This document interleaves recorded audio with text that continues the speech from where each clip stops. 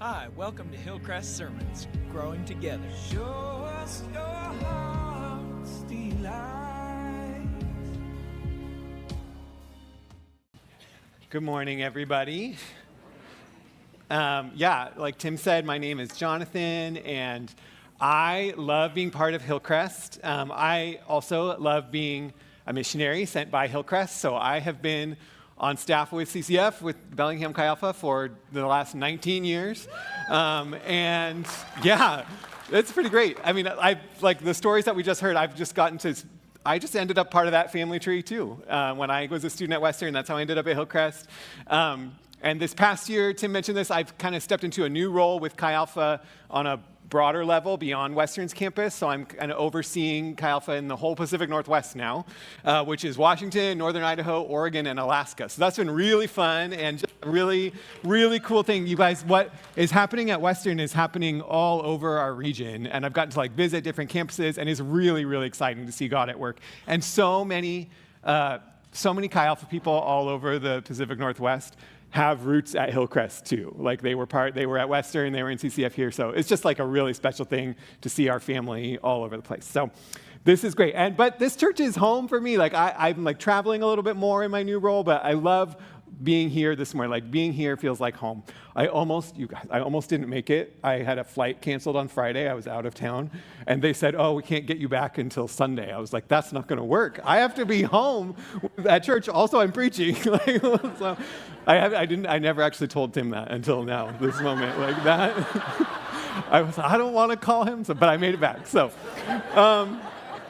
Okay, so I know a lot of you actually probably don't really know me. It's been a while since I spoke at Hillcrest. So a couple things, recently some friends were introducing me to a new person, and they said, "Well, this is Jonathan. He's kind of weird. He doesn't like coffee. He doesn't like chocolate. He loves jury duty."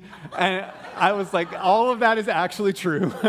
But what probably a lot of you might not know about me is that there's a different world. If my life had taken a different track, I might have been a spy.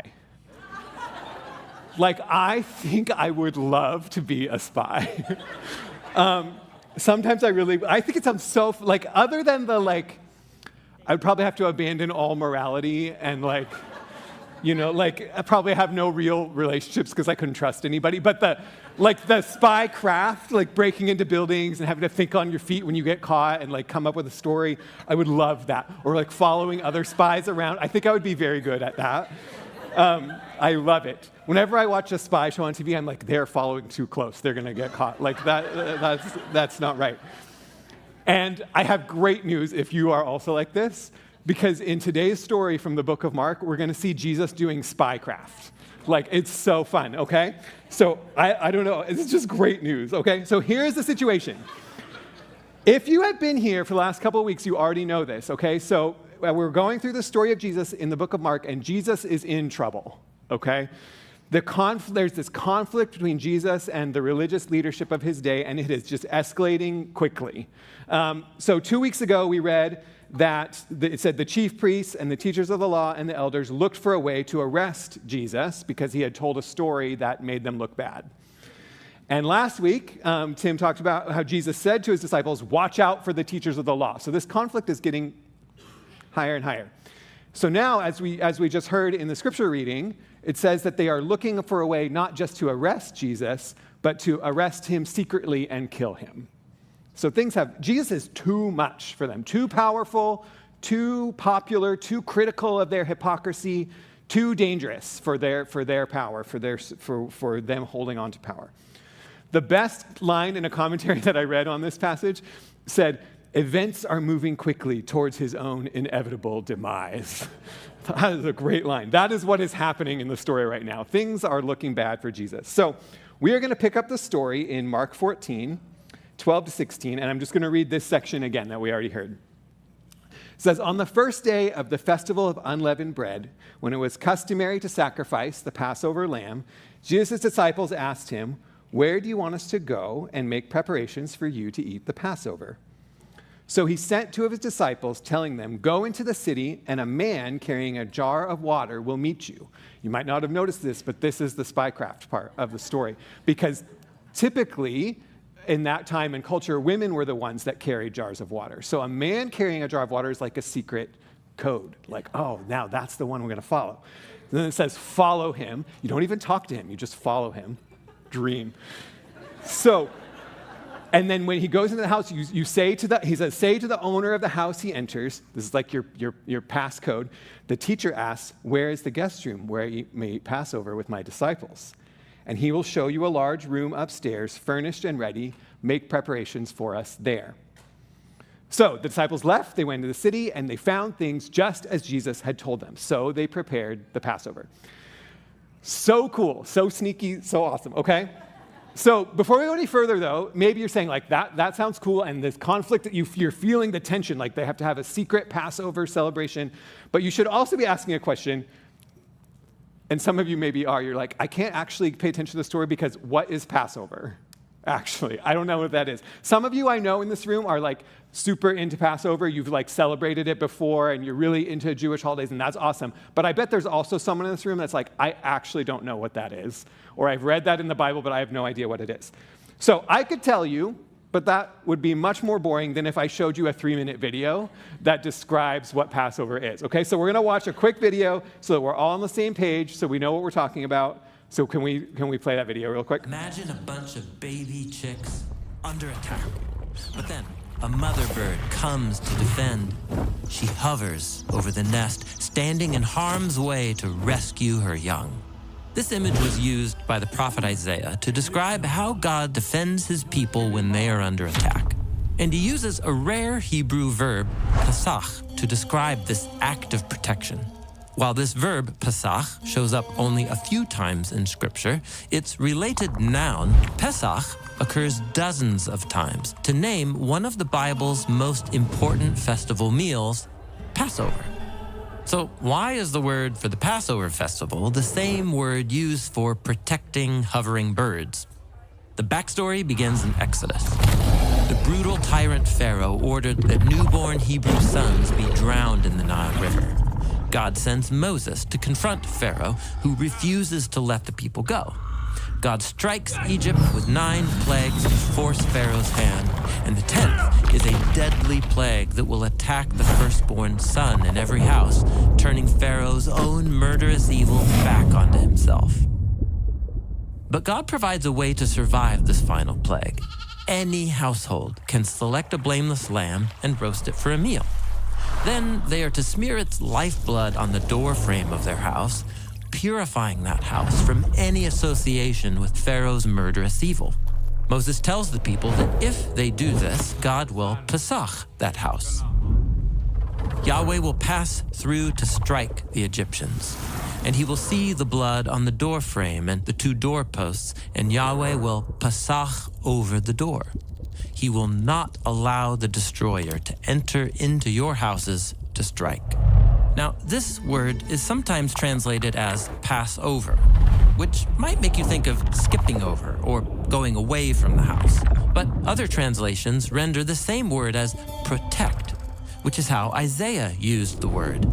God will Pesach his people like that mother bird, hovering over the house and not allowing the destroyer, which is the plague, to enter and strike. So, Passover, or Pesach in Hebrew, is the night when God's protective love held back death. And after this first Pesach, Moses instructs the Israelites to observe this meal as an annual feast. And so, it has been celebrated every year since.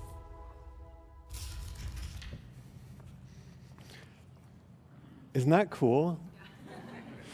It's a pretty awesome story. So Passover, Pesach, is this meal of deliverance. When God's people were living under brutal and violent oppression and slavery, it celebrates and remembers God's protective love and power. And the last line of that video was so powerful the first time I heard it, when he says, and so it has been celebrated every year since. Because you have to stop and think, we are talking about thousands of years. Every year since, for thousands of years. Passover became this communal identity meal of the Jewish people for thousands and thousands and thousands of years every year, passed down from one generation to the next, to the next, to the next. Jesus also celebrated Passover every year of his life, and that is where we're picking up this story in Mark. This story that we read is actually Jesus' very last Passover meal, and he knows it. And it is an incredibly significant moment with his disciples. All of the secret spycraft to get to this meal is an incredibly important moment for his disciples. So I'm just going to read a little snippet of that meal in Mark 14, and we're going to talk about it, because you should definitely go and read the whole chapter, read the whole story on your own, especially in light of what you saw in the video. But for today's purposes, we're going to focus on something very unusual that Jesus did during that meal, during that special meal, his last Passover. So we're going to pick up in verse 22 of Mark 14. Mark 14:22, it says, "While they were eating, Jesus took bread. And when he had given thanks, he broke it and gave it to his disciples, saying, 'Take it, this is my body.' And then he took a cup, and when he had given thanks, he gave it to them, and they all drank from it. 'This is my blood of the covenant, which is poured out for many,' he said to them. 'Truly, I tell you, I will not drink again from the fruit of the vine until that day when I drink it new in the kingdom of God.'" Pause for a second and just let's acknowledge this was a very strange thing to do, right? This is not a part of the traditional Passover celebration. Usually no one takes the bread and says, "This is my body." Especially if it's your first time hearing the story, I bet that sounds pretty weird. And I'm glad you're here because you can remind the rest of us that, that actually is a very unusual thing to say. So what is going on? Jesus took these parts of a Passover meal and he explained to his followers, what he's saying to them is, "I am going to die. And the breaking of my body and the pouring out of my blood will have a meaning that is not necessarily obvious to you in the moment, but I am giving my life for the world." And when we know that it was a Passover meal, we can also see that Jesus is saying something incredibly audacious, actually. He is saying the Passover, this meal that remembers their deliverance from slavery in Egypt, this Passover that has been passed down generation to generation, thousands and thousands of years, this meal of deliverance is ultimately about him. What a thing to say, actually. The meal of deliverance is about me, Jesus says. Now, you will hear more in the coming weeks as we get towards Good Friday and Easter. We will talk more about the death of Jesus and what that all means. And so if you're new and this is confusing, come back. There will be more to the story. But this morning, I want us to think about and notice what happened to this meal. Because you'll notice we have bread and cup on the table in front of us this morning. And that's because after Jesus died and was raised to life, his followers began to come together just like we are. And they shared meals together. And as they participated they started this new tradition where they would reenact what Jesus had done at that secret Passover meal the night before he died. They remembered his crucifixion by breaking bread and by drinking this cup together. It became such a tradition, such a normal practice for followers of Jesus, that when you read, as you keep on reading in the New Testament, you'll find books like 1 Corinthians where Paul gives instructions to churches about how to do this well. Actually, most of that book is about how not to do it because they weren't doing it very well. But that's important. It's so important. It had become so central to their life together. And it became known by different names. You've probably heard various ones, communion or the Eucharist, the Lord's Supper, others. It's practiced in many different ways. It's practiced in many different traditions. But all followers of Jesus practice this tradition. And as you can see, we're prepared to do that this morning. And I want us to think about it with a little bit of fresh eyes this morning, because sometimes I think we get caught up in ways of thinking about this communion meal that are just actually a little bit too small. Sometimes we see the tradition primarily just in terms of my own personal relationship with God. And so I come here on Sunday and I go to receive communion and I have the bread and I have the cup and I say, Jesus, thank you for dying for me. And that's not bad, okay? You're like, oh no, that's what I've been doing. That's actually very good. But I want us to also hear, actually there's also more to it than just Jesus died for me. My hope is that every time we receive communion for the rest of our lives, we would start to think of it bigger than that. And that it's not just about communion. That way of thinking about what it means to follow Jesus can also affect the way we think about following Jesus in general. That we think primarily Jesus came and died for my sins so that I could live with God forever. And again, is following Jesus personal? Absolutely yes. Is following Jesus only personal? Absolutely no. Actually, what I want us to see is that to take a step into following Jesus is to step into a story. Every single year since the Exodus, Passover has been celebrated. Every single week since Jesus rose from the dead, Jesus' followers have received communion. When we decide to follow Jesus, we are stepping into something rich and deep.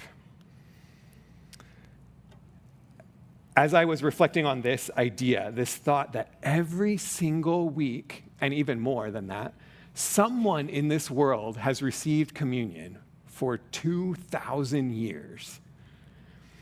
I had a moment that theologians call a Moana moment.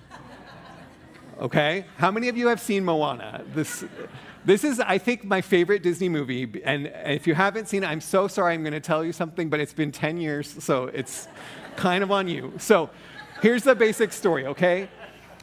Moana and her family and her people, they live on this island, and no one ever leaves the island because it's not safe. But there are troubles coming, and they're not sure what to do, and all they know to do is just stay on the island. Because that's their tradition, that's what they do.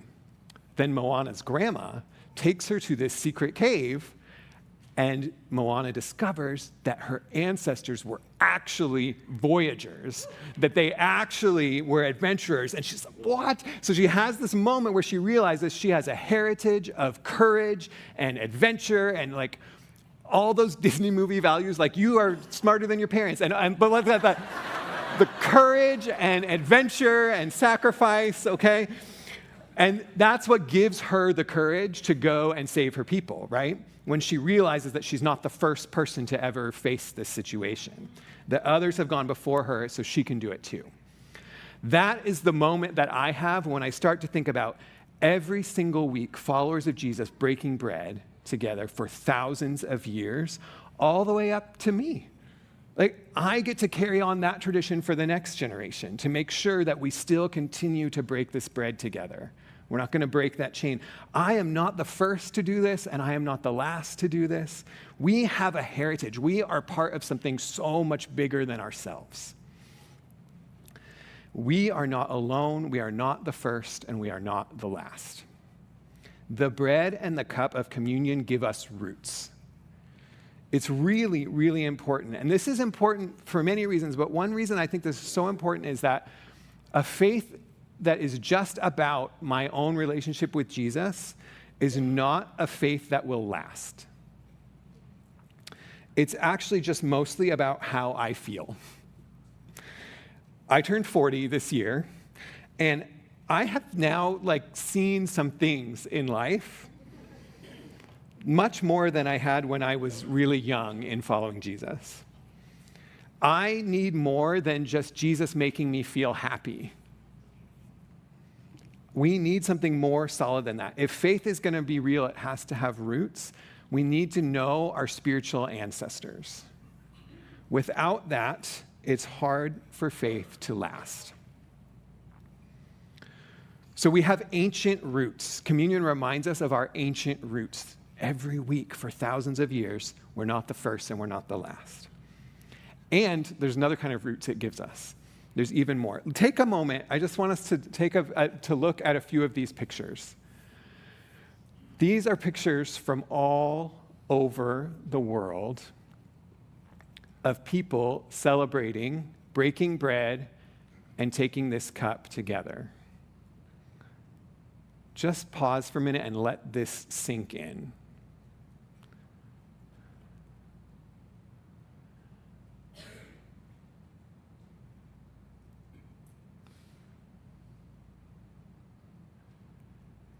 Everywhere you go in this world, people are breaking bread and taking this cup together.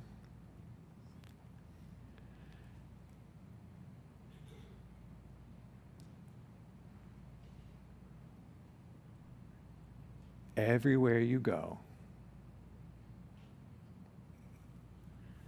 I want you to think about this. Christianity is a religion of over 2,000 different language groups in the world. More people pray and worship in more languages in Christianity than in any other religion in the world. And even in this room, we represent this reality. This is the radical, the almost crazy statement that Jesus makes when he takes his disciples to this room and he breaks this bread and he says, "This is my body." He says to them, "I am leading a new kind of exodus, a deliverance from slavery, spiritual and physical and all kinds of slavery. It is global and it is eternal and it is all places and all times." The scope of what Jesus is doing in his death is enormous. And it's not just for those 12 disciples, and it's not just for you, and it's not just for me. Jesus is saying to his disciples when he breaks that bread, if you thought the Exodus was a big deal, wait until you see what I am about to do. Wait until you see what I am doing. In my times of greatest questions and doubts about my faith in Jesus, in the times where I have said, is this even true? Like, is any of this even real? What if it's all a lie? One of the things that has been most influential in keeping me in faith long term, keeping me close to Jesus, is when I remember all over the world, people are finding life in Jesus. I didn't make this up. All over the world, people are breaking this bread and drinking this cup together. They're doing it in churches like we are. They do it in homes. They do it in public like we can. They do it in secret. All over the world, people are finding life in Jesus and breaking this bread and drinking this cup together. Obviously, there's been a lot about Iran in the news the last few weeks. I want to tell you a story that you won't hear on the news. I read this story this fall about there was a group of Jesus followers in Iran, and the leader of their little house church gathering was arrested. And their response to his arrest was this. They said, "All of us are praying and fasting for our captured brother every day. Every night we gather in a secure location to pray and encourage one another. And after we have a meal together and break our fast, we worship, pray, and take communion together." That was what they did every night in response to this scary situation. And they were asked, "Why do you take communion together every night? Why do you do that?" This is what they said. They said, "We take communion daily to remember what Jesus has done for us. He loved us so much that he died for us with joy. And we are called to partake not only in his glory, but also in his suffering.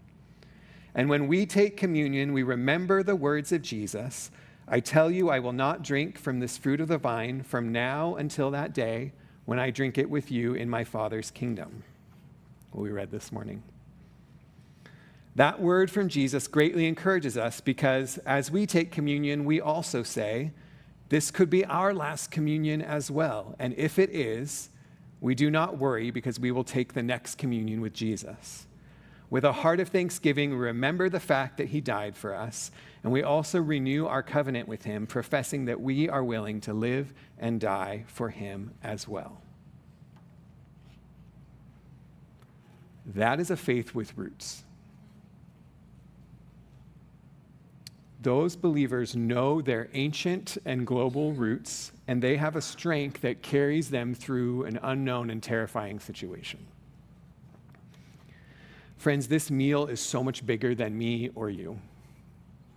Following Jesus is so much bigger than Jesus fixing my personal life. He's doing that too, but that's not the only thing he's doing.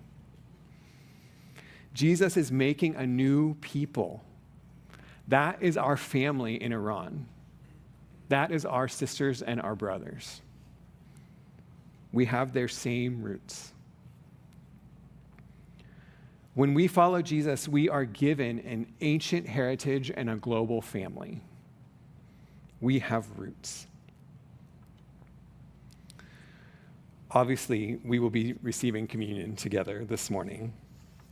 And I just want to say a couple things before we get ready to do that. I know some of you here, you just came into church today. Maybe you came with a friend, or you just walked in and you're not a Christian and you've never received communion, and so this is all very new. I want to say a couple things. I want to say I'm so glad you're here. I know it takes some courage to go into a place where everybody knows each other. It can feel weird, so I appreciate you being here. I hope that you will feel at home. I hope that you'll feel like, hey, this could be a family for me. I also just want you to hear that I would love for you to experience an ancient heritage and a global family. It is, if you are like here because you're considering, maybe I would want to follow Jesus, I just want you to hear that this is awesome. Like, this is the best part of my life. To be part of something ancient and global and big, it's incredible. So I just want you to hear an invitation this morning. There's so much to love about following Jesus. There's so much goodness about following Jesus, and it's so much more than you might have known. I also know there's lots of people here that you grew up in church and you've been a Christian for a long time, and you mostly, though, have just thought about it as primarily just about your own relationship with God. And that's awesome. Again, that is true. That is a great place to start in what it means to follow Jesus. And I think God is also inviting you this morning to think bigger than that about your faith. That God is inviting you to say, actually, think about your ancient heritage and your global family.